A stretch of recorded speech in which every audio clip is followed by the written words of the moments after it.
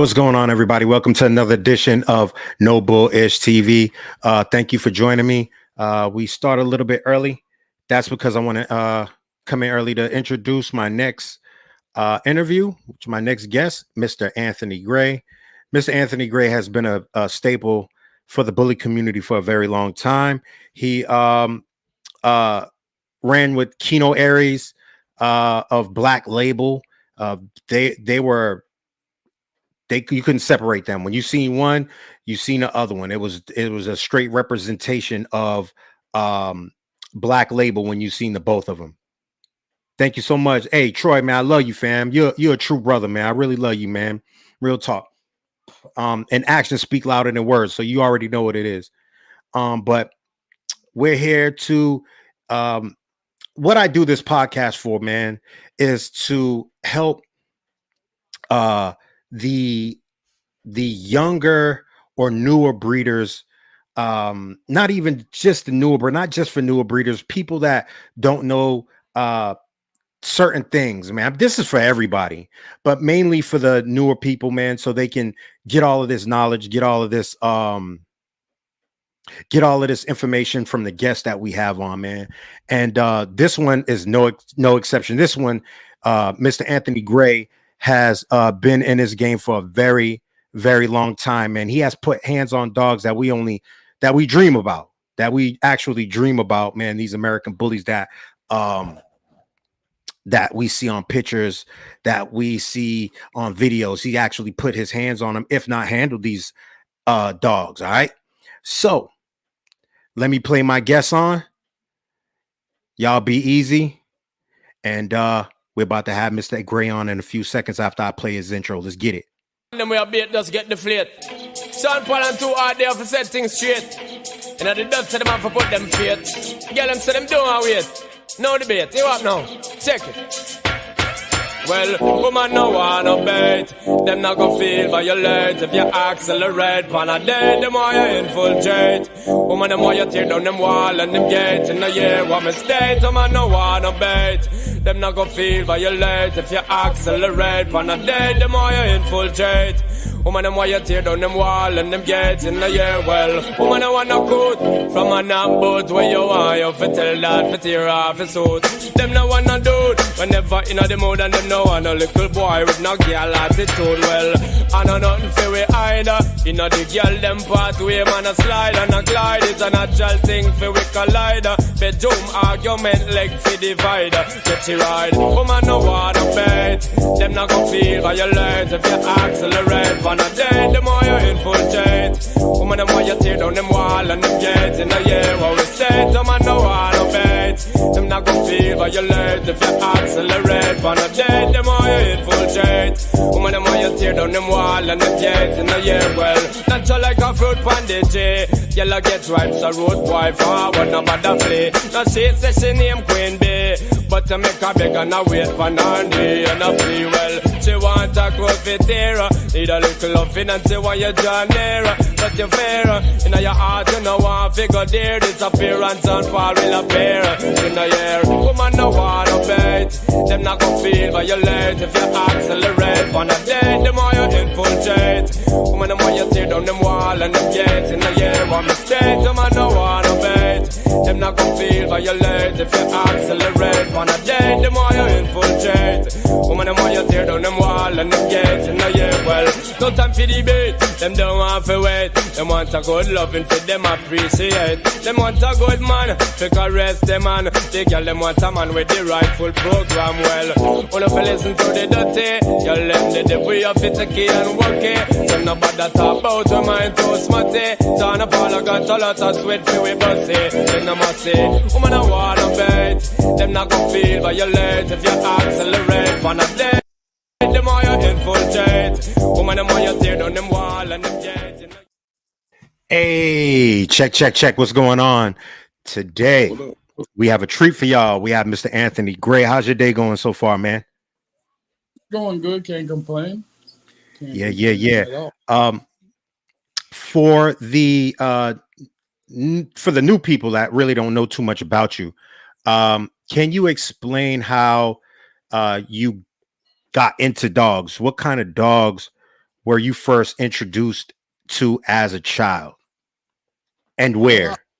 I always had dogs. Well, I grew up in Trinidad, Okay. and my uncle bred dogs. He bred Rottweilers, and my aunt had little Chihuahua dogs. So I always was around animals and around dogs.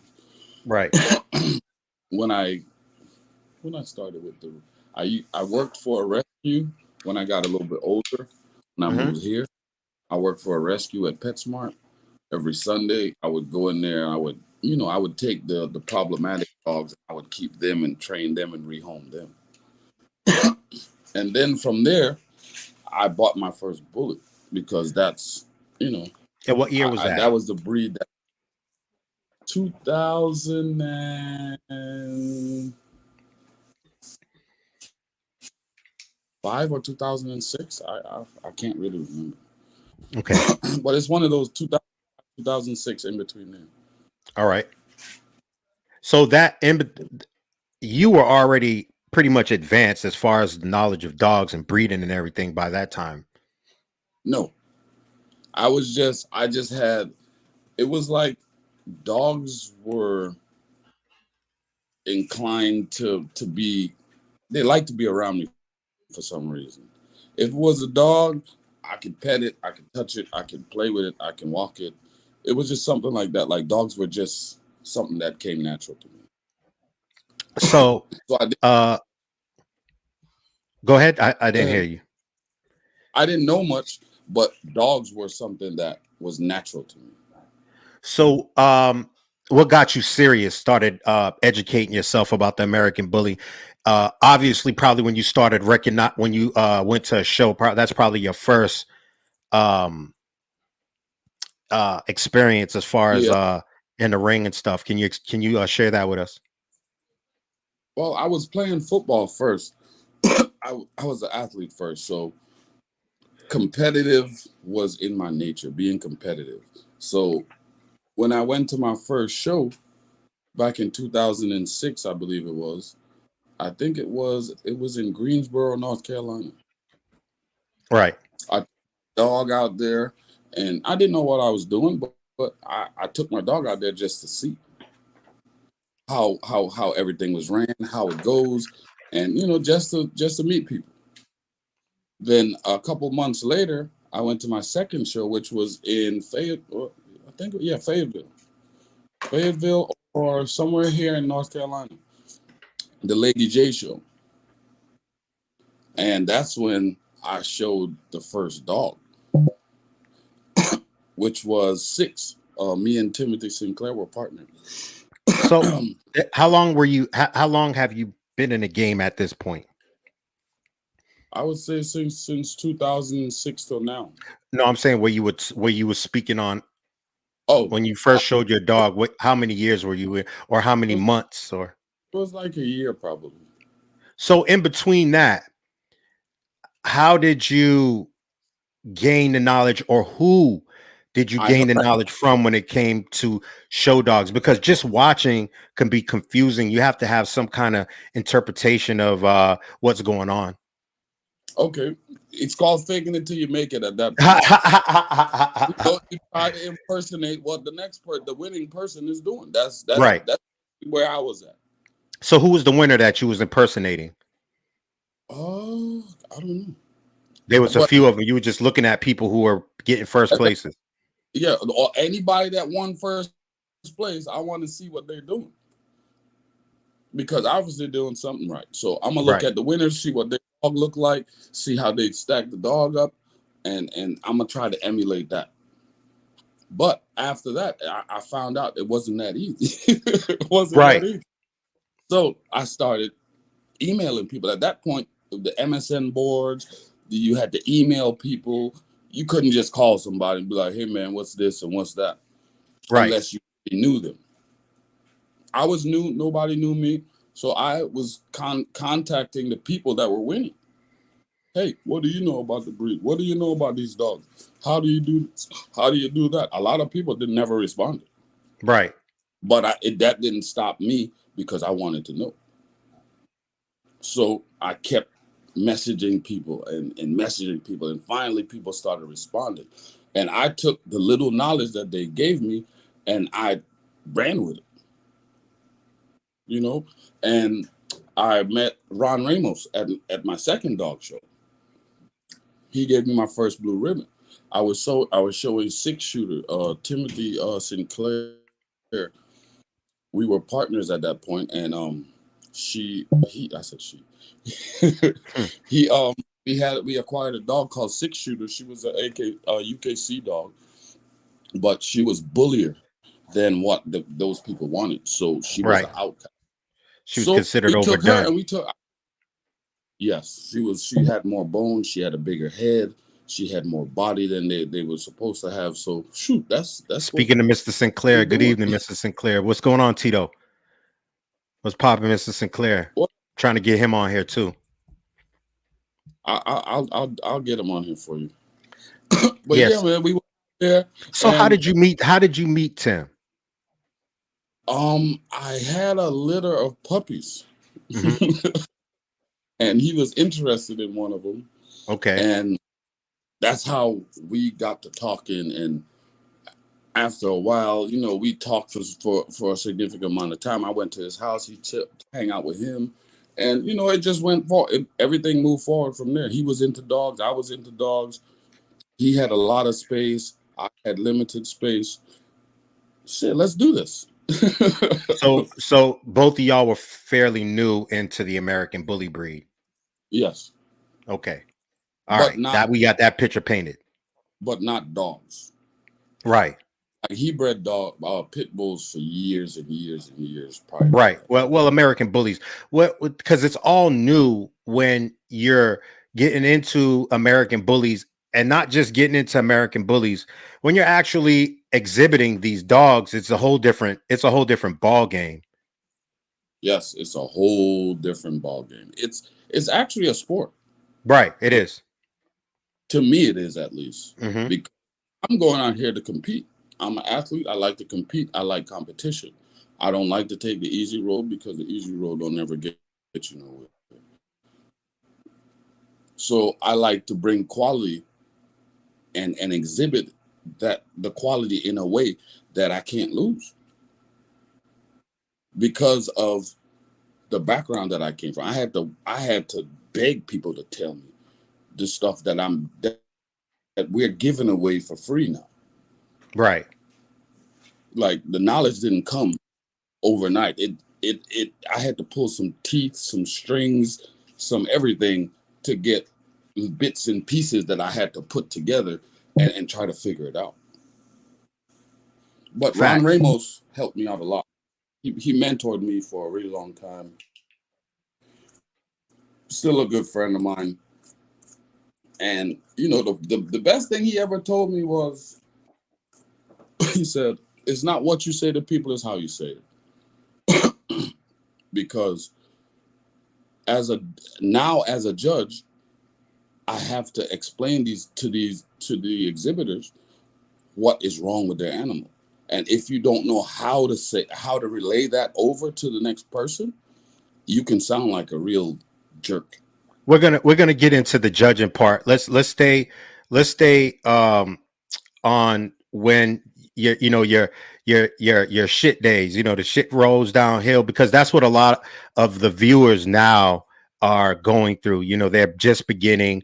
They don't have really direction. They might have somebody that they're in there that's just enthused as they are with the dogs, like you and Tim Mhm. were. So that you basically Okay. might be starting off on the Yeah. same ground. You know what I'm saying? So you and Tim meet each other.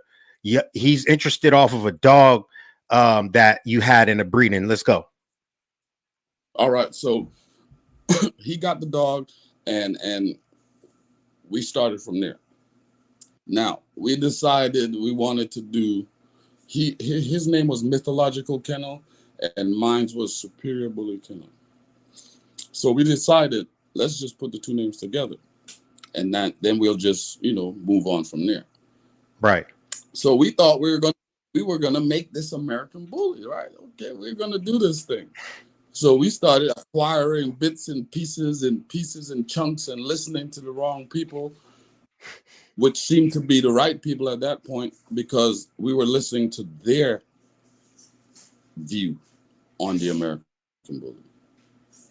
So we were getting personal preferences. Not So we were actually working on personal standard. preference from, yes.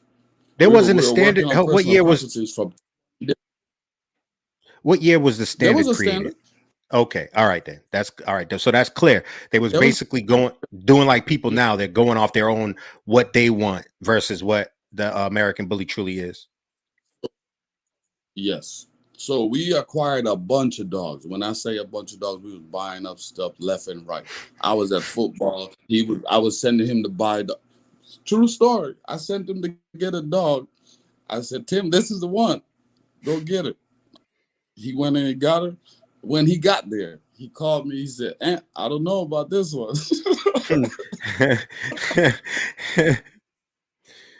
I said, what's wrong with her? The pictures look good. He said, the dogs look good, but she bald from the neck back. I said, oh, man. Damn. He's like, I don't know if we want to keep this one. I said, all right, well, send me a picture. Let me see how bad it is. He sent me a picture. I was like, nope, take that one back. Yeah. Yeah, we don't want that one. That one, the pedigree was amazing. The litter she had was amazing. But Jesus, she was bald. We couldn't work with that one. So we're breeding these dogs. So we had classic dogs trying to make a bully dog. It don't work. It doesn't. It just not even. No, I take that back. We had pit bully dogs. We didn't have classic dogs. We had pit dogs. Looking back at it now, I would say we had pit bully dogs because we had the dogs that didn't match for what the breed that they were in. So we kept breeding those dogs together in hopes of getting a bullier dog. Didn't happen. We had to realize that was going to give us bigger dogs, taller dogs, and not give us the breed type necessary to move forward with. Like from then we were built on structure.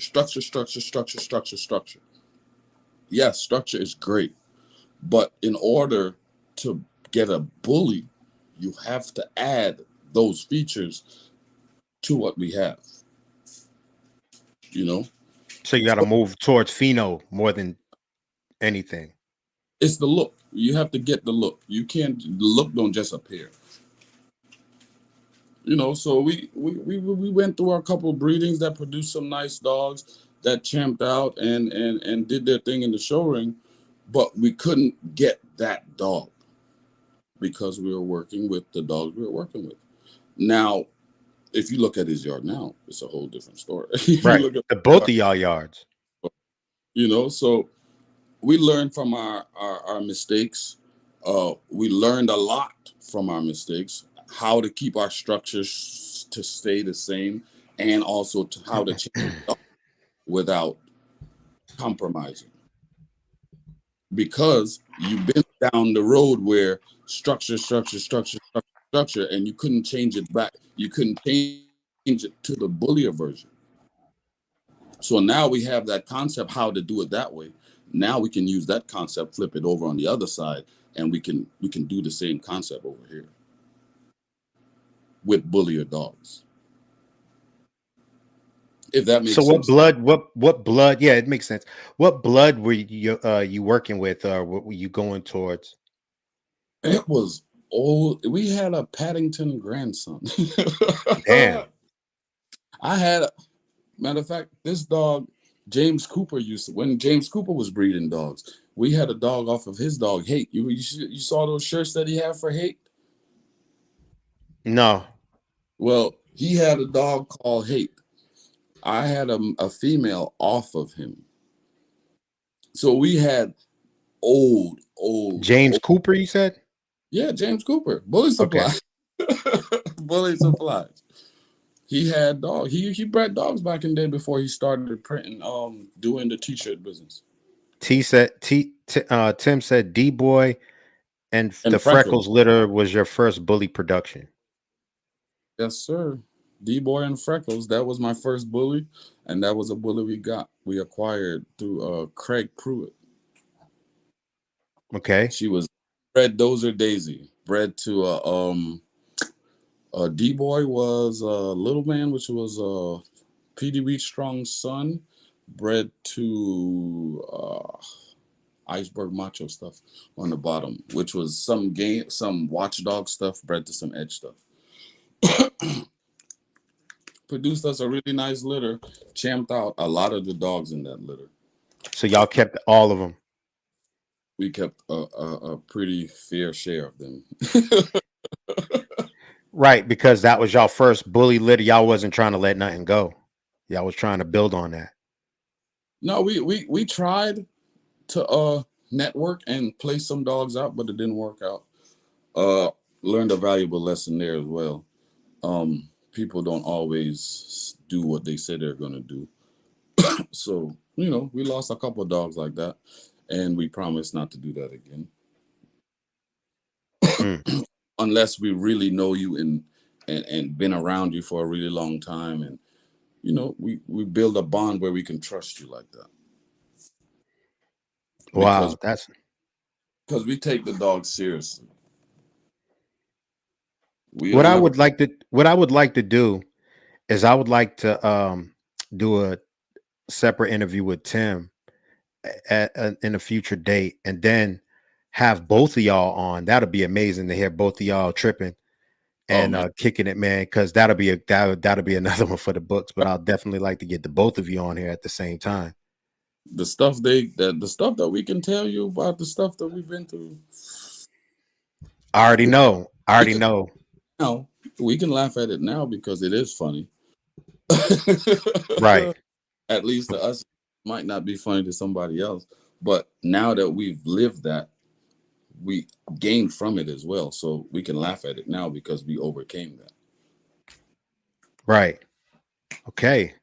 That. I mean, that's what all of us strive for. All of us strive for is to get over whatever bullshit that we're going through within this dog game and just in life in general. Um It's not bull. most people It's just how it is. no, that's what I mean. It's undesirable things that you don't really want to happen, but it happens. You have Yeah, to deal with it. it's life. You got to Right. roll. Got to roll with it. So uh how many dogs uh did you champ out? What year was that when you and Tim had that litter from your first bully litter from D Boy and Freckles? I think 2008. Okay, so y'all was young in the game. Yeah, that was our first bully breeding. Wow. And y'all produced champions from that breeding. Hmm Did y'all Some of produce them, any? Excuse me. some of the, some of the dogs are still alive. Wow. How long? You said 2008. Okay. Wow. So how did y'all progress after producing that litter? How did you move forward? How did y'all both uh trend upwards, or did you trend upwards? Well, we kept breeding the that dog. That breeding gave us a couple dogs that we worked with, and we acquired Cobra with Devil's Den Cobra, which was a Viper son, and we incorporated him. He was more of a bullier dog. He was like a barrel. We were like, all right, we need to add some of this into the equation. Yeah, Gotti Line Macy. We had a night train daughter as well. She wouldn't give us no babies, but we had her. We had her. So But we added bullier stuff to our line to try to make it bullier, and we were at a standstill for a little while because the availability of the bullier stuff wasn't really out there like that for us to utilize, or it was out of our price range at that point. hmm, So we had and network with the people we had to network with to try to get the desired look that we were going for. And that will take you in a circle and in a circle and in a circle and in a circle. That's why I tell people now, don't breed for convenience, because breeding for convenience is going to put you in a situation where you only use the dog because the bitch was in heat and you couldn't find nothing else. Right. Go into it with a plan. Yeah, if you don't have a plan and you just doing it because the female's in heat, the results are going to be subpar. You didn't plan it. You didn't research it. You just did it because that was available for you right at that point in time. Like the post that we see on Facebook, my females in heat. What y'all got? Yeah, like that stuff. I kind of shy away from stuff. You won't ever see me comment on something like that. And if I do, I will ask a lot of questions. Right. And What blood you working with? Yeah, if I feel like that dog can compliment my dog and my dog can compliment that dog, yes. But a lot of people don't think like that. They just putting their dog up there just to see if they can sell a stud credit. If I feel my dog can help your dog, then yes, I'll contact you by DM, but I'm not gonna post my dog up there because I wanna talk to you first. I want to see where your head is at, what you're trying to accomplish. Like, hey, what are you trying to gain, or what are you trying to fix? Like questions like that. If you can't answer those questions, then I'm gonna just quit typing. So what Because year? Go ahead. go ahead. What year did you meet the great rest his soul Keno of Black Label? When did you and Tim meet him? That's a good one. That is a good one. That was at least 11 years ago. I think 11 years ago. Wow. But that scenario was crazy. So like 2010, that 2012. That was a crazy situation there. Yeah, like 2009, 2010. Yeah, like he was like he heard of me from handling dogs. And I knew of him because of Black Label. And he used to handle dogs as well. So when he started working more full-time-ish, he hired me to show his dogs. We started talking and we had the same ideas and the same concepts on breedings, and everything was like, it just clicked. Like, you ever met somebody like everything just clicked and you're like, damn, I feel like I know this guy forever. Mm-hmm. It was one of those situations. Then I was living here in North Carolina, so I would travel to the dog shows. He'll send the dog or he'll show up and I'll take the dog home. I'll train it. I'll show it. Now, I didn't have much training to do because he trained the dog. So I basically just had to get a bond with the dog and get out there and get it done. So I champed out a couple dogs for him. It was always easy, smooth process.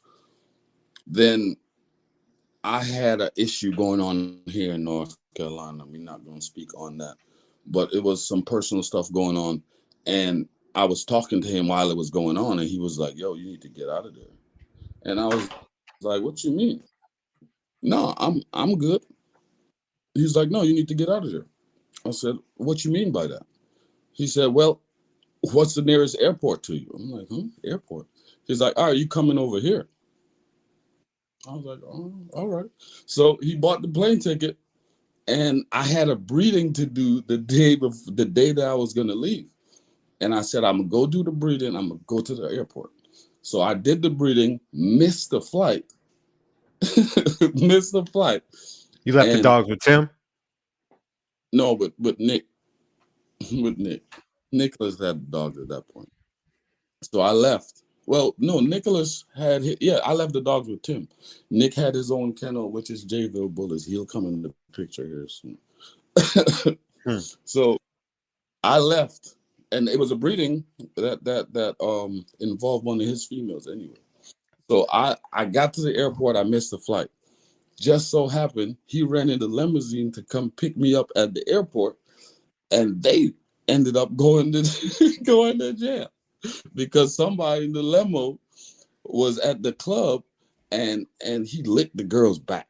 That's craziest shit ever. And her boyfriend comes up and they went to brawling. Everybody go to jail. So now his wife is calling me like, Aunt, your buddy just went to jail over some stupid stuff. He'll be home later today, but your flight leaves in the morning at such and such time. I was like, all right, cool. So I got on the plane. She picked me up. I go to the house. He gets out of jail. Everything's cool. It was a whole funny situation. He's like, man, I missed the flight, and then I'm over here and I get in trouble for not even. It wasn't even my fault. So we got there, we laughed, we talked, and I end up moving over there. So I would take care of his dogs for him, which allowed him to go to work and do what he needed to do. And I would train the dog, send him videos. When he gets home, we'll do photo shoots. He taught me how to take pictures. He showed me the angles. He showed me the lenses to buy. He showed me the camera to buy. Like, he educated me on a lot of shit.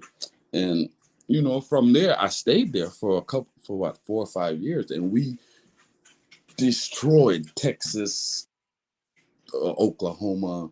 We was all over the place.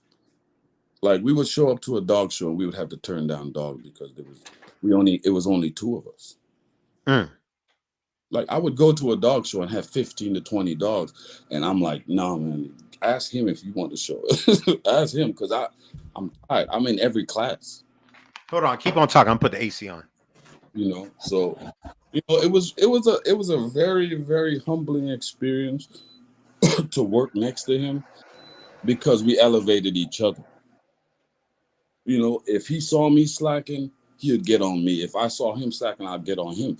We would work together at home. He would show me different things on stacking the dog. I'll show him my techniques of stacking the dog. We'll combined our techniques, and which made our style of handling dogs unique, because we're combining 2 different styles. So we would get it there, and when we got in there together, it's all gas, no brakes. Right. He's talking junk to me, I'm talking junk to him, and we're competing. That's what it was about. Yes, this is not my dog and this is not your dog, but guess what? We out here in a boxing match. And may the best dog win, lose or draw. Guess what? We out here competing for real. And that's why I don't take losing in a bad way. You're gonna win some, you're gonna lose some. Right. Sometimes the better dog doesn't win. But guess what? Maybe you didn't stack the dog correctly. Maybe you didn't gate the dog correctly. Nobody ever points the finger at themselves. Because the first thing you do is, man, that judge this. No, go look at the video. Did you present that dog to its full potential? Did you? If you can say I showed that dog to full potential, he looked great, he moved great, everything was great, then you have a argument. But nobody ever does that. The first thing you do is you point at the judge. So now when I lose, when I walk in the ring, I evaluate the dog myself. Look, I see what's going on. I say, all right, cool. This dog could beat me, this dog could beat me, this dog could beat me. So now what I got to do is I got to outdo them. I got to do what they do better than them to get the attention off of them on my dog. So in a situation like that, if I have a decent dog, I'll go first. Why? Because now it's mental. I'm going to set the bar for everybody behind me. And At this point, you have a reputation of handling and showing dogs. So now I'm in your head. I'm first. So now you got to beat the performance I put on. Now I can sit back and watch and relax.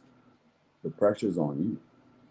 I'm just waiting for you to fuck up. That's good strategy. It's all this stuff I learned through the years. Reading books like The Winning Edge. That's a book that I will never stop reading as a handler. The Winning Edge. Yes. That book teaches you a lot of stuff. mentally, physically, and just understanding dogs, period. Because sometimes you might be losing because you're not executing the strategy correctly. You know, because it is a sport. You have to know when to do certain things and when not to do them because it's not the right time. You got to know when to have your dog up and running and when to have him calm. You don't want to wear the dog out when it's time to go. He's tired or bored. So you have to know how to keep the dog's attention, how to keep him up and running with minimal energy being used. Yes, sir. That's the book right there. That book should be in every handler's house.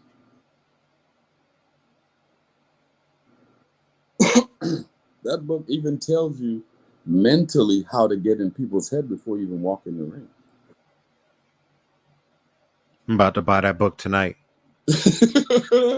Oh man, you're gonna turn that book upside down. I promise. Look, by the time when you read the first 2 pages, you're gonna call me and say, "Aunt, what the hell is this book talking about?"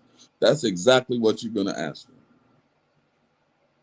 Everybody that I recommend read that book, when they read the first 2 to 3 pages, they call me and ask me, "What the hell is this, Aunt?"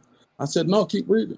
It makes sense." It like the first thing they do is tell you put a rock on the leash. A what? A rock on the leash. So put a rock on the leash for what? Because you have to hold it straight so that you don't, because when you gate a dog, right? If you hold the leash, the leash should be right behind the ears. Now, if you have any turbulence in the leash, you're moving the head of the dog in those directions while you're gating it, which is going to disrupt the proper movement that the dog should have. So Right. if you can keep the rock steady while moving, because the head of the dog is the steering wheel. So wherever the head goes, that's where wherever you take the head, the rest of the dog is going to go.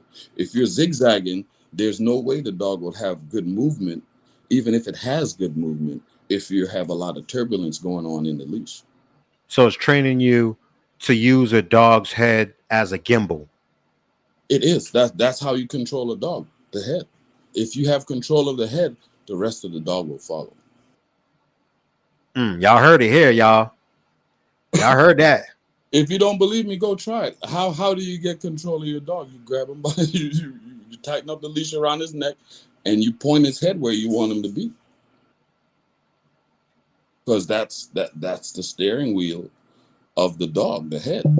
If you got control of the head, the dog can't do nothing.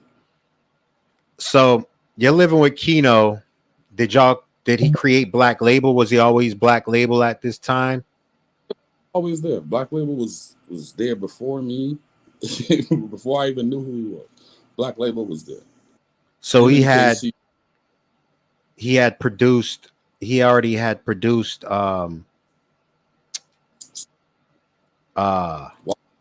Waffle's father, Warren G. Miss When Piggy. I got there, Go ahead. When I got there, Warren G was a puppy. Okay. You know, Warren G was his dog, his favorite dog out the litter. Little V was my favorite dog out the litter. Bolivar was just a bully bitch. That's all I could say about her. So when did you go? She was one. Go ahead. She was one what? Good. When did you move back to North Carolina?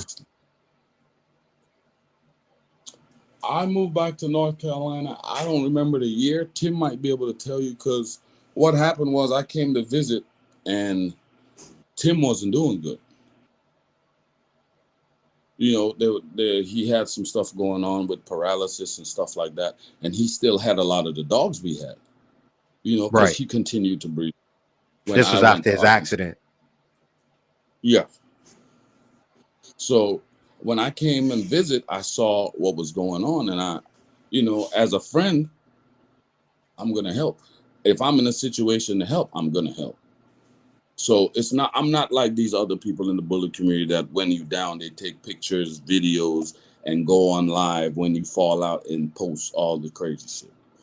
He couldn't handle it, so I told Keno, I said, look, I'm gonna go help Tim. You know, I've known him for a long time. I'm gonna go help him. So we went. I moved back to North Carolina, helped him out with the dogs. When he got up and running, I moved up. I moved back just an hour down the road to my kennel partners, next to my kennel partner, because that's where all my dogs were. So I moved over there. It gave me easy access to all the dogs. My house was across the fence. You know, everything was easy. That's when me and Nicholas got he was JV Bullies, and I was Superior Bully Kennel. That's why on pedigree you say JVB/SBK. That's that era. When I met him, and he had Tot, I had Major. Major's first breeding was Major to Tot. No, not Major to Tot. Major to Caramel. Major to Caramel. Caramel champed out. Major champed out. We bred the two champions together. The funny thing was, Caramel was a female that produced what you bred her to. He had bred her twice prior, and she produced exactly what she was bred to. So when we bred her to Major, she did the same thing. We kept a bunch of those dogs. Champion Carmela came out of that. Forget that black and white tick dog. Blue and white tick dog. He's not on here, is he? I don't know who. But yeah, we got a couple champions out of that litter. And Carmela, I bred Carmela to Payne. Yes, Major Payne. That's his name. Major Payne. What's going on, Mr. Murphy? You know, Payne was one of the standard dogs we had. He was a bigger dog. So we did that. Cavante named, and then we did Major the Top. That created Problem, which is one of our, main producing studs right now at 6 years old. So we did those breedings. We got a couple of champions. Now we started to see that Major was producing a certain look, which was crazy. We only bred him 2 to 3 times, and we could see from the 2 to 3 litters, all the puppies had a certain look to them. They weren't the terrier style dogs anymore. So Keno came down, and I said, hey, check out the dogs and let me know what you think. And he was blatantly honest. He said, you need to work on your heads. I said, He said, I don't like the heads. I said, all right, cool, we'll fix it. So we started looking to add a better headpiece to the dogs that we had. And by adding a better headpiece came the bone and the girth. Because right. And what year was this? That was around 2013.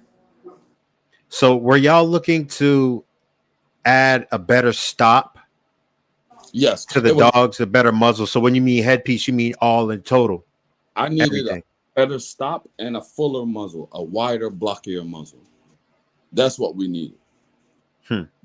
Major gave us that eventually, because we were just introducing him to all our dogs to get a better dog, to get bullier dogs. We didn't use Major to create Super Bulls. We use him to change our dogs over to American Bullies, basically. Right. And you produced something Major? No. I didn't produce Major at all. Oh, okay. That was Manuel in California that did that. Okay. You just capitalized off the dog, basically. Yeah, I just used him for what he was good for, as for what we were trying to do.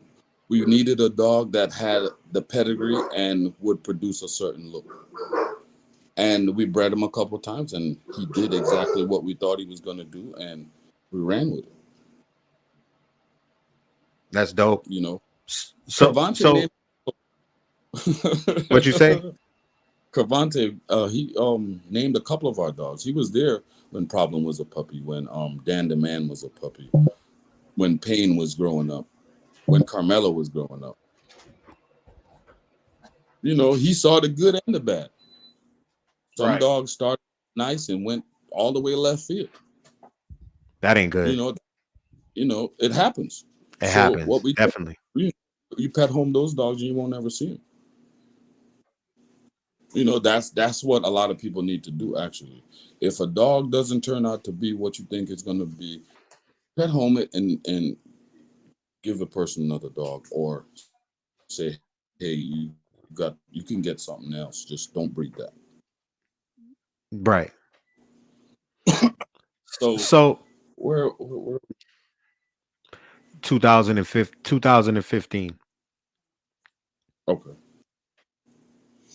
So Yeah, uh it's around 2015, what were you aiming towards when it came to the breed? Because you've been in it for a while already. Um, what was your vision towards now? What was you looking to do? Because you've accomplished much from the beginning, right?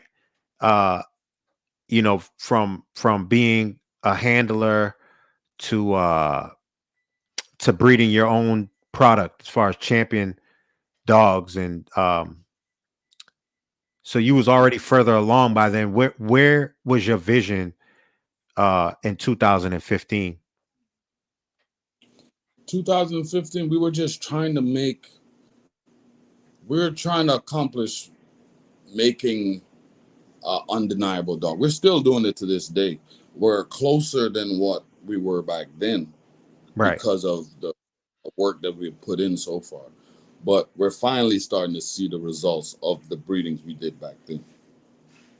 Why? Because the breedings we did back then allowed us to do certain breedings we can do today without having to worry about the negative effects or the undesirable traits. Because y'all bred the good traits really tight. Yes. So it allows us now to actually go dipping into stuff that people like, nope, don't do that. Yep, we can do that. We're only going to go once. We're not basing our stuff off of it. We're going to it for the attributes that from that bloodline or from that dog, and then we're bringing it into our program.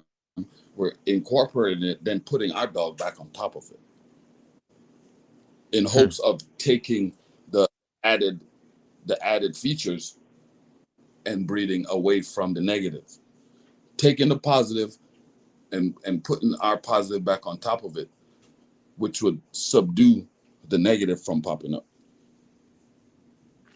if Right. that makes sense. Y'all just tie. Yeah, you tying your loose ends. You Yes. tying your If loose I ends. go out, That if doesn't mean it's bulletproof, but it makes it more bulletproof than not. yes, it gives you the thing about breeding is you want to minimize the undesirable. And the only way to minimize it is not to line breed on it up front. Right. Correct it If and come back to if it if you okay, want that blood. yes. Man, you taught me So good, I'm man. Y'all taught me good lessons, bro. Come on, man. A lot of it's yeah. So common. it's A it's lot of and it at a plus certain point is common sense. When you get sort of advanced with what you're being taught, at some point it just becomes common sense, because you learn the pillars of what it takes to to to be a uh how would I say, to be efficient when you're first doing it. It's just the action that has to come behind it. mhm. Like the more you breed a certain if you're working with a certain blood, if you use it for long enough, you'll know the good and the bad about it, and you'll pretty much know what to expect out of it. So by breeding the same bloodline and not jumping all over the place, you can get familiar with it and you can actually learn how to work it. Right. So So this whole go ahead. go ahead. So people what? I apologize, No, man. just go ahead. Go ahead. No, No, you I good. want to Go get ahead. this. I want to get the knowledge that you was about to drop. You said people get what now? I don't even remember at this point. Yeah, Go ahead. It'll come back to I me. took you out your game, man. My bad. I apologize. So this whole time you're with the ABKC showing, right? Yes. For the most part, Well, you're with we were with ABKC, RKC. What other AKC we had? We had BKC. No. BRC. No. BBCR. BBCR. BBCR, ABKC, and RKC. That was the brother from the NFL that started BBRC. Well, yeah, him and Marco. I remember when I first met you. It was 2015.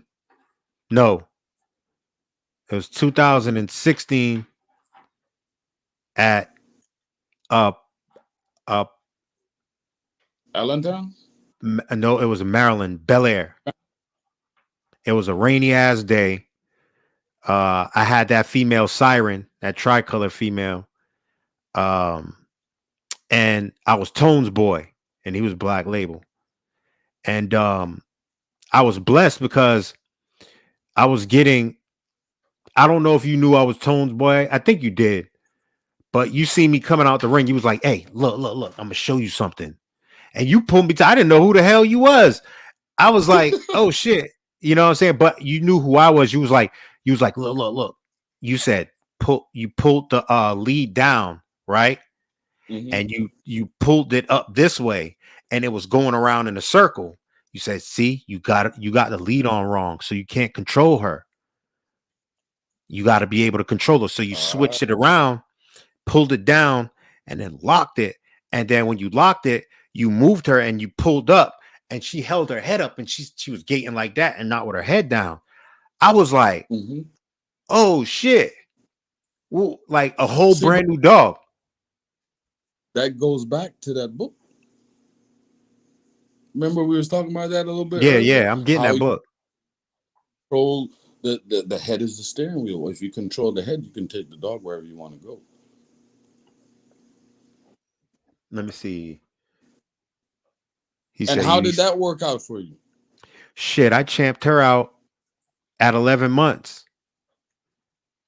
I started showing her at 6 months.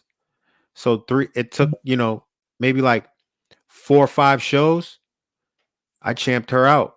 Oh yeah, that's People were mad because she was a bad bitch. not bad.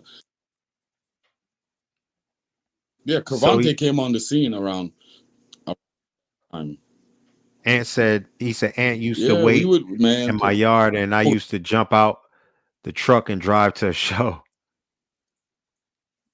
Yeah, he would get out the 18-wheeler and I'd be sitting in the car. We'd jump out, take the dogs out, put the dogs in the other car, and we're on the road. Man, that's the And he dog. wasn't, I used to show his dogs for him. And he wanted to learn how to show dogs. So basically, I showed his dogs, then eventually I pushed his dog off on him. And then as he got better showing his dog, I started sliding him client dogs because I was tired. Right. And he got better and better. And look at now. I'm proud of him actually because he's doing the damn thing. Me too, man. That's my boy, man. I love that boy, man. That's my guy. You know, he took what he I was learned. the bucket bitch, he said. No, it wasn't like that. If that's what you thought it was, then look what it got you. You were hungry. You wanted to learn, and I allowed you to learn. And then I pushed you to go the extra mile to get in there yourself. And then when you got good at showing your own dogs, I start sliding you my client dogs to see how you do with them, and you did great with them. And now look at you. You got Oh your own Lord, head. don't say that name. Don't say that name. Don't say that name, man. We ain't trying to start no shit, man. Oh, who said what?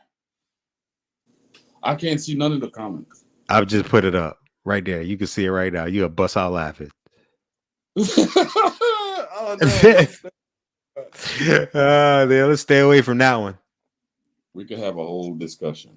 That Let's one stay away. would be crazy. I That would took be a lot considered. of shit for that. I lost a lot of clients for that. She was mean, bro. We'll just leave it like that. She was a Michigan person, and they're kind of mean. Man, she was. She one thing you could get out of her though was the motherfucking truth. Take it or leave it. You That get is me? the boy. She would fuck you. Would That's the wrong person to say, "Yo, could you break my dog down?" You getting a kick in the nuts and a Yo, kick in the ass. bro, she would tear your dog down. She wouldn't. She would name the flaws first, and then name the best attributes of the dog. But she was tough I though, try to get a good. man. I She competed. came from an. Man, it was a blessing to be in the ring with all of y'all, man. To compete against all of y'all, man. Cravante, you, Julie, Kino. Well, Kino was a judge by then. Um, uh, Derek who else? It Dennis was would be. it was a lot of people. Julio, his wife. Uh, Yeah. it was so many people that like those shows was shoulder to shoulder. You couldn't. It was packed. Mm-hmm. I'm And talking about splitting the classes or like everybody. female classes, not just champion class. I'm talking about female class. You gotta split the champion class, the grand champion class. You know, that shit was crazy. It was crazy competition back then. Mm-hmm. A lot of people don't show their dogs now. I don't know why, but Mr. Jesse, he said. Mr. Jesse. Oh man, Mr. Jesse taught me some stuff. I seen Mr. Jesse. I'm gonna tell you a story about Mr. Jesse.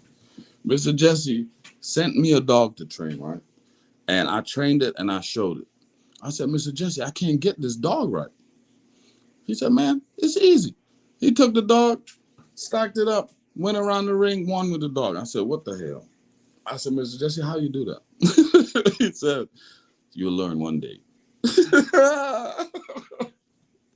I said, all right, all right. And then we go in the ring together.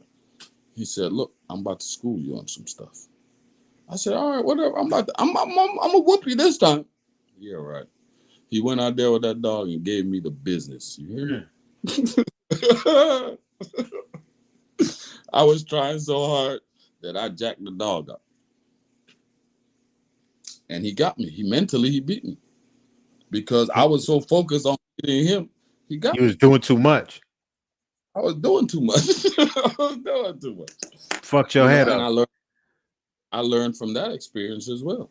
Don't go out there and over try. Do what you Right. do. Don't go out there and forget what got you to the race.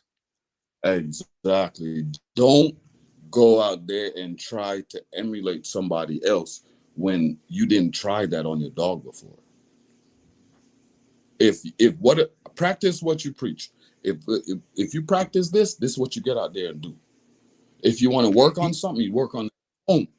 You work on that at You only home. do that with And dogs that you get at the show to handle. yeah.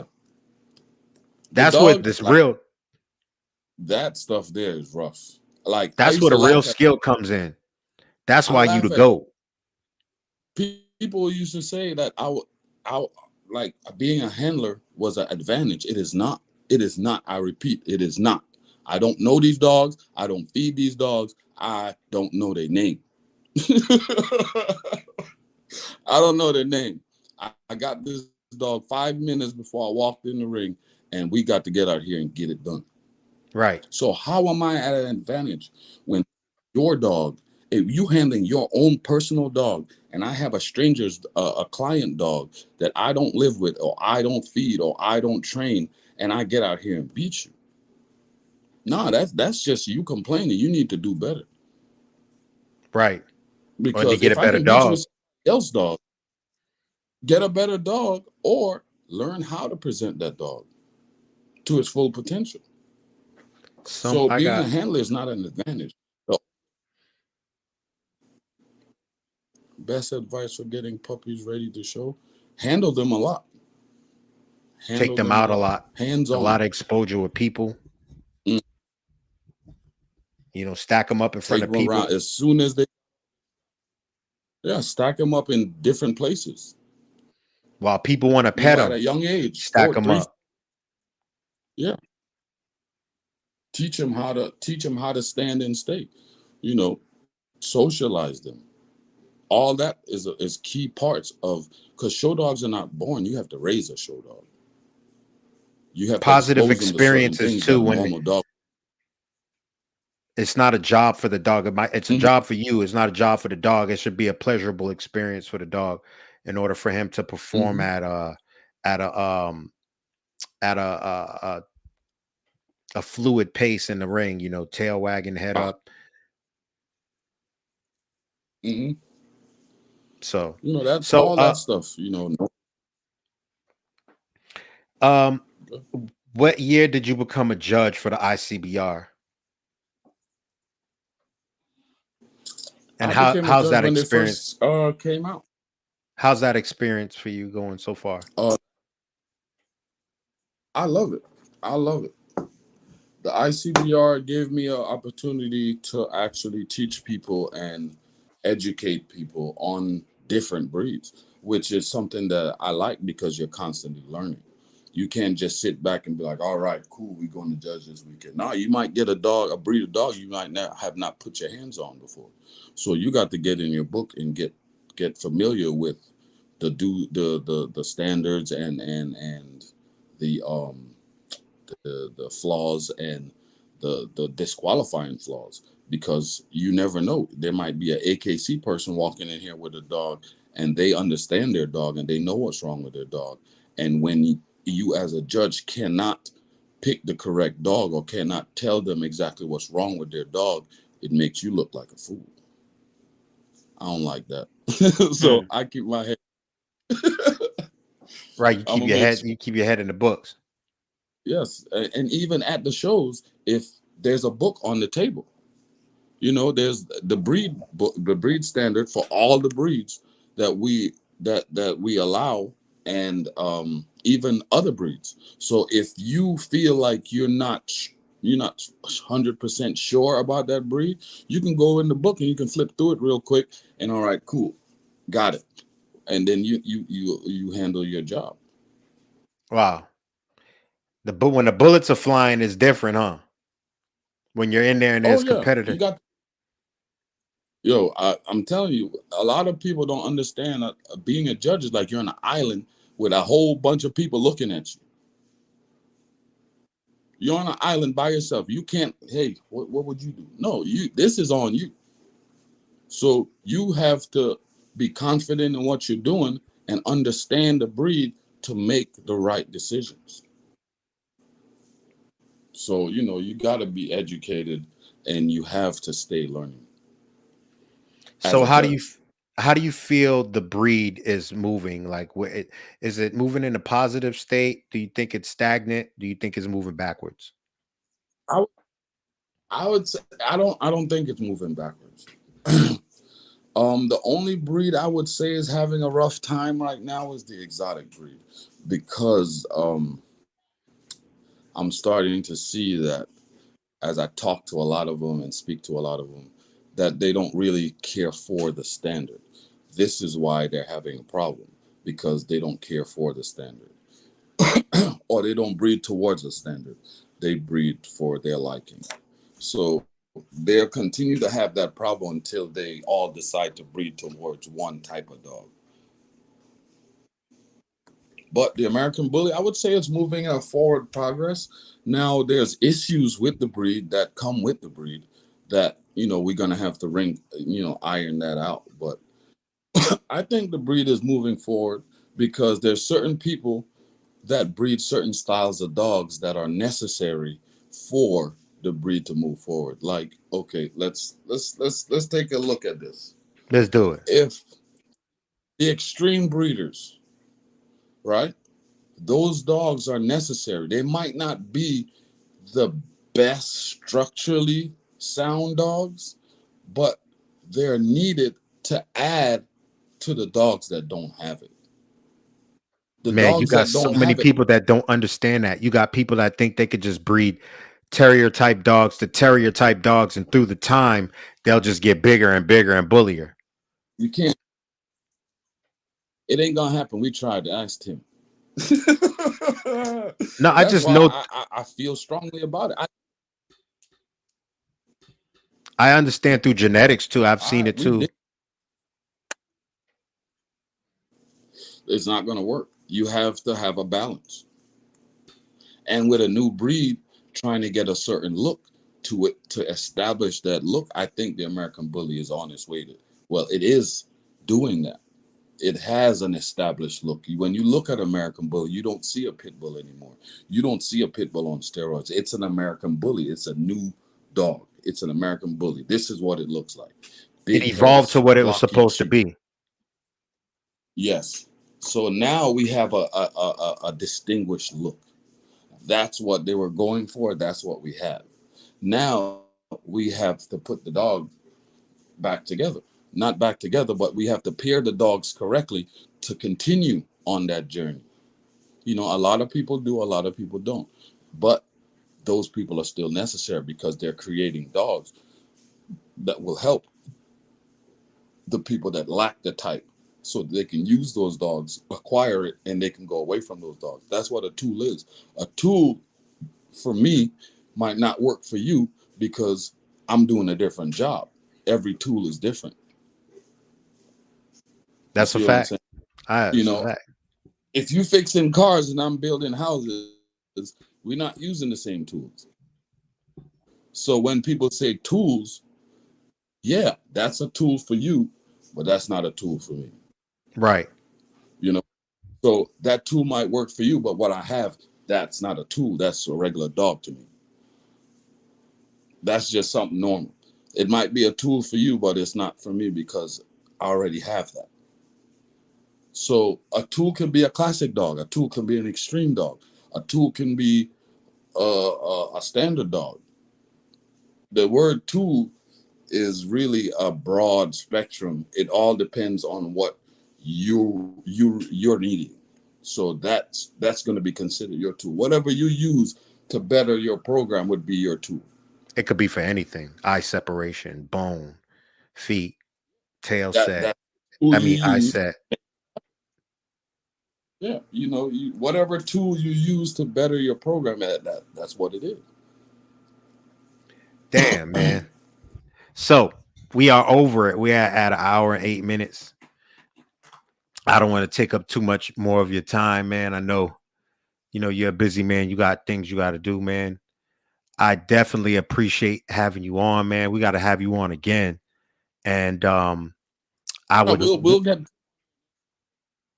yeah, the both of we'll you, get Tim. yeah, Tim and y'all get both of y'all on here after that. I want to definitely get both of y'all on here. That'll be a treat for all of us to have you both on here and both sharing your experiences, and we'll have a few laughs as well.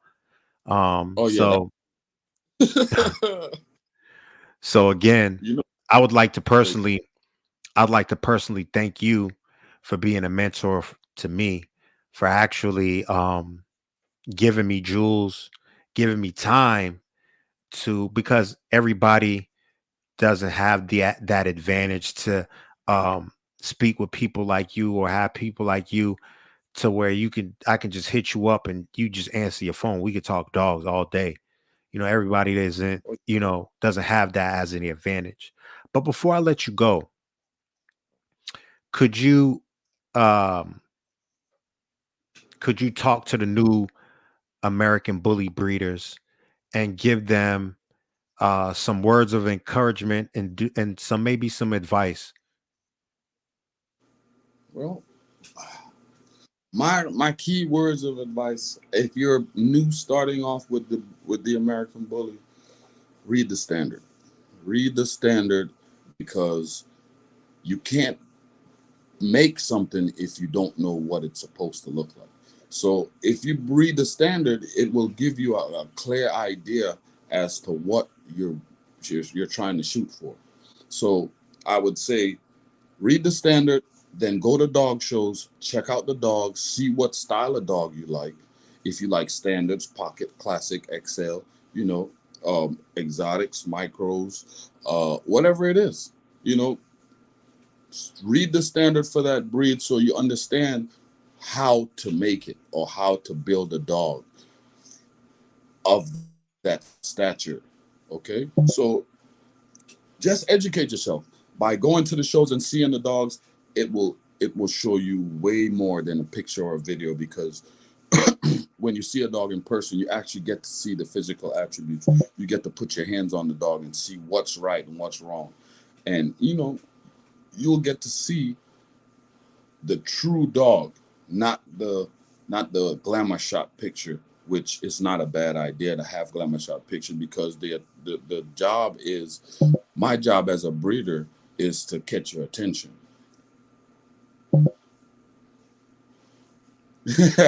Robert. Hey, Robert, man, chill out, man. Before we That's have a another fight. that's another OG I gotta have on here. Yeah, seeing the dogs. That's one of the main things. Seeing the dogs. Seeing the dogs, because you want to know exactly what you're putting into your program. You get to see the dog as a dog, running around, playing or not playing, so you understand what you're getting yourself into. That's main thing. Read the standard. Go out there and see these dogs. I've never used a dog. I've never touched, and it has That's paid off, because a lot have underlying issues that you can't see in a picture. right. I miss you too, Rob. So, man, give everybody a social media information so they can reach out to you if they need to. I don't even know that stuff, man. I'm old. Y'all look up Anthony. Y'all look up Anthony Gray, man. He's on there. Facebook. You got a YouTube? I mean, Instagram. Ant the Dean DLB. And the Dean DLB. DLB. And okay, I know this one. The Dean Training and Handling on Facebook. It's a page. It's, my handling and training page. The Go check it out. Dean Handling and Training on Facebook. Yes, sir. He said, "Do not quit your job thinking you're gonna make it on." Hell no. That- That's facts. So, man, Yeah, hey, man, I like to thank. Oh, make it on the Forbes list. He said that's a fact. Man, I like to thank you so much, man. We definitely need to get you back on here. Um, let's work on getting Tim on here so we can have him tell his story, because he has a very, very motivational uh message to bring out, not just about dogs, about what he's actually been through, and how he shook that off to get to where he's at now is a story in itself. it's a So he story. definitely needs to put that out there. That's it's amazing type story. Like, no matter how many times I hear it, it's still, yeah. It's one of them. He shared it with me, man. I was just like, wow. You know what I'm Yeah, saying? So I was like, I just commend the dude, man. You gotta be a strong person, because when you in that shit, man, you can sink really quick, oh yeah, but it takes good people around you too in order for you to pull through that as well, because you're not doing it all by yourself. You definitely need a supporting cast when you're going through something like that. yeah. And But even if we fell out, we, good friends fall out. That's people, But a real friend, even if you fall out or argue or cuss each other out, we wanted to fight each other at one point. But damn, guess, because we push each other so hard, we tell each other shit that other people won't. So we piss each other off, and we not trying to hear that. So we gonna bump heads. But guess what? If he called me the next day and say, "Aunt, I need you to do this," guess what? I'm going. So it's not no fake shit going on like you see in the bully community. A lot of people in the bully community befriend you just to find out shit about you, so that when they fall out with you, they start posting shit, and they got pictures of shit that they shouldn't have, yeah, or that's whack. snuck and took shit. And it's not, I don't do that, man. If you see somebody in need and you help them, you shouldn't be looking for something in return, or you shouldn't be collecting evidence to backstab them in the future. That's lame. It should come from the heart. It should you if you helping somebody, you should do it because you genuinely want to help them. That's a fact. You know, and moving forward, hey, that's the type of person I am. That's the type of person my mama raised. So, you know, I'm gonna help people. I'm the same And she way. I said it. don't know if it's a I don't know if it's a Trini thing. I don't know if it's a West Indian thing, man. But I was raised the same way. You help somebody up that is in the that was in the same position as you were in. You see yourself in that person. You know what I'm saying? Mhm. As long as you can see yourself in that person, you would always want to lend a helping hand to whatever community that is, man. So Yeah, because you're like, man, I've been there. I know how that feels. I don't, I made it out, but I'm not. I don't know if you're strong enough to make it out. I'm gonna make sure you make it out because I'm gonna help. that's a blessing, man. Y'all, man, hit this man up, Mr. ICBR, Judge Anthony Gray. Um, you will see him at ABKC shows in socks and Crocs. I'm judging this weekend in Mississippi. No, I'm saying there's you don't go to ABKC shows no more. Oh yeah, I go That's to what I'm every. saying. A person might see you here and there might see you at a ABKC show or some event. If you see him, please, please, there you go. That dude is fully activated. No 4-wheel drive. We like to Nope. ride You go sports mode. You go sports mode. sports mode anymore. We're not 20. We going relaxed. Oh shit. Crocs and socks forever. That's real. That's That's real. right. We need to make something like a Wakanda type shit. Crocs and socks forever. We need to have the Crocs. We need to have the Crocs crossing like this across his shoulders like this. Matter of fact, I think I have a one of my clients made me a shirt. Hold on. Oh Lord. Yeah, we need to get him with the joint with the Crocs crossing like that across his chest. That'll be his weapons and shit.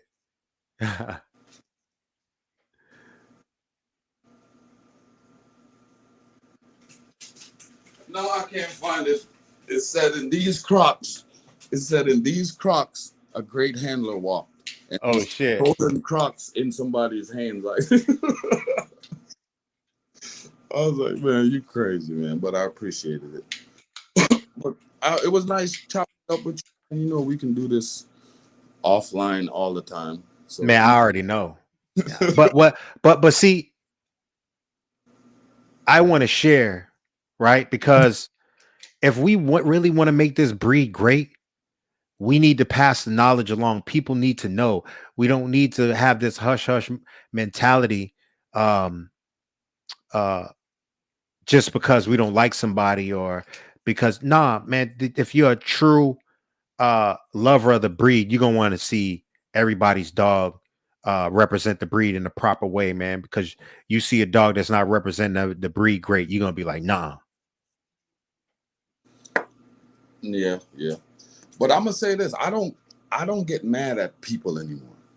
Remember, I was explaining this to you the other Mm-hmm. day. I said I don't get mad at people. I get mad at your actions. I'm not mad at you as a person. I'm mad at the actions that you did. So when I say something to you, I'm just speaking from that point of view. After that conversation is over with, I'm done with that. If you want to take it and drag it on down the road, when I see you, I'm gonna still say, hey.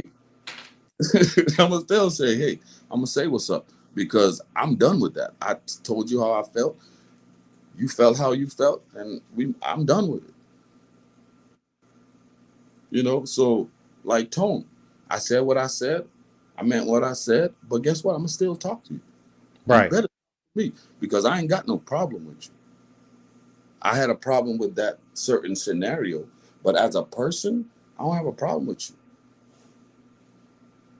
See how And that and I kind of understand what was said to me at that North Carolina show. I'll talk to you at the back end about that. But I understand it more better now. Now that we've had this conversation, it's been more an enlightening moment for me to understand where y'all were coming from. I'll talk to you about that on the back end. But I got. I love you, fam. thank you so much, man, for coming on here, man. I appreciate it, man. I hope you have a blessed night, man. I'll talk to you tomorrow. I'm gonna hit you up tomorrow morning. All right, most All definitely. right, all right, man. Peace. Yep, man. Hey, another one. We're gonna have to try to get Mr. Sinclair on here because he has a very, very unique, strong, positive story to tell, man, that after you listen to it, there's no way that you're gonna be able to say, yo, I can't do this. You're gonna question yourself each time after you hear his story. So you know what I do? Y'all can stay on and smoke with me. I'm about to play by one track. You know, I pull out the vault. You know, one of my go-to tracks that I listen to. I do that every ending of the show. So y'all stay blessed, man. I love y'all. You can't catch me, boy. Don't upset me, boy. Touch me, my dog gon' wet you, boy. Never disrespect me, boy. Dog, you better check your boy. Cause I'll never throw the H, I'll take you, boy. Pray God protect you, boy. Go in the zone just like you let you, boy. I know you wanna go home, but we gon' let you, boy. And if my money ain't right, you better stretch it, boy. Cause about that bird, I'ma sweat you, boy. You see us round in the Lexus, boy. Love me rap a lot like a Texas, boy. And if you ain't slip and slide, now I wreck you, boy. And give me 50 fish out my section, boy. You disrespect the hoes like we sexes, boy. You know a nigga keep us Smith and Wesson, boy. I don't mean no harm to protection, boy. And we can shoot it out like a Western, boy. I suggest you don't be fucking with me. And if you don't wanna die, don't be fucking with me. Don't wanna lose a lie, don't be fucking with me. And if you ain't something slide, don't be fucking with me. I suggest you don't be fucking with me. And if you don't wanna die, don't be fucking with me. Don't wanna lose a lie, don't be fucking with me. And if you ain't something slide, don't be fucking with me. I wanna hit about that Benzo, boy. This for 20 is Lorenzo's, boy. And the big crib is Kinder, boy. Bulletproof windows, boy. Cause them Jack boys, you know they got the engine, boy. Fuck about Benja, boy. I got a place I send you, boy. In the clip I lend you, boy. Tell them more that a real nigga send you, boy. Like a ninja, boy. And I want every dime that you got, boy. I need some G's on my drop, boy. And 2 keys in the spot, boy. See them real niggas just won't stop, boy. We on top, boy. So I suggest you don't be fucking with me. And if you don't wanna die, don't be fucking with me. Don't wanna lose a lie, don't be fucking with me. And if you ain't slip slide, don't be fucking with me. You can't fuck with the South, boy. Watch your mouth, boy. Fucking with the tribe in this game, we'll take you out, boy. In 95 South, find another route, boy. It ain't hard for to show you what we about, boy. Leave you dead without a trace, boy. I'm at your funeral, I can't see your face, boy. Your brain is the terrorist and the waste, boy. You live way too fast on the pace, boy. Ain't no thing for me to catch another case, boy. Stay in place, boy. Cause I had you raised, boy. When the shit hit the fan, you gon' feel it, boy. You wanna fuck around with me? I'ma seal it, boy. I put a hole in you, can't nobody heal it, boy. We got this shit, nah, can't nobody steal it, boy. I'm tryna stash something close to $1 million, boy. Is you with me, lost try? I feel you, boy. This shit serious, boy. I know you curious, boy. You wanna know why we living luxurious, boy? You hear righteous fuck boogie on this track here, boy. You better straighten up and learn how to act here, boy. Ain't no snack here, boy. You get jack here, boy. And when we finish, you will never come back here, boy. So I suggest you don't be fucking with me. And if you don't wanna die, don't be fucking with me. Don't wanna lose your life, don't be fucking with me. And if you ain't slip slide, don't be fucking with me. Niggas like us, we all glass, hope you heard me, boy. My dogs be on dirt early in the morning, boy. Ain't no yawning, boy. I gotta keep an eye what we're earning, boy. To keep the things turning, boy. Who you referring, boy? I burn you, boy. Mind your business, condition don't concern you, boy. I'm trying to warn you, boy. I thought turn you, boy. You better move away, slip and slide, turn you, boy. You better have me before I big worm you, boy. It's a fire to that ass, that'll learn you, boy. So I suggest you don't let me get you, boy. Guarantee a right cross gon' split you, boy. Is this your boy? Then you better come and get your boy. Go to the morgue and enlist your boy. And if you violate my purpose, go get rich, your boy. Man, ain't nobody gon' miss your boy. Last thing you wanna do is go and piss me, boy. Get the picture, boy. Fuck clothes, get richer, boy. Keep one eye open for the stitches, boy. That bulletproof vest will protect you, boy. I got a chop in the trunk that'll bless you, boy. You better pray and hope God don't forget you, boy. Fucking with me. Fucking with me. Don't be fucking with me. Don't be fucking with me. Don't fuck around and let him get you, boy. Cause if you do, I'm going all out with you, boy. Don't fuck around and let him get you, boy. Cause if you do, I'm going all out with you, boy. Don't fuck around and let him get you, boy.